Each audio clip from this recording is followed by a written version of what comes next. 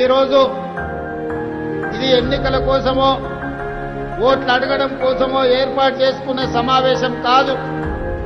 ఈరోజు ఇక్కడ ఈ సమావేశం ఒక గూడెంలో పేద ఆడబిడ్డలు గత 10 సంవత్సరాల నుంచి కళ్ళు కాయలు కాసేగా ఎదురు చూసి డబుల్ బెడ్రూమ్ ఇల్లు వస్తుందేమో ఆత్మగౌరవంతో తమ బంధువుల ముందు గ్రామంలో ఇతరుల ముందు బ్రతకొచ్చు అని ఆశించారు.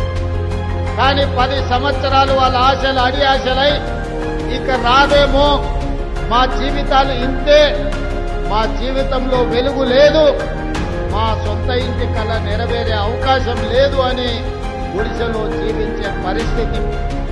అందుకే ఆలోచన చేసినాం. ఇవాళ మిమ్మల్ని అందరినీ ఆలోచన చేయమని నేను అడుగుతున్నా.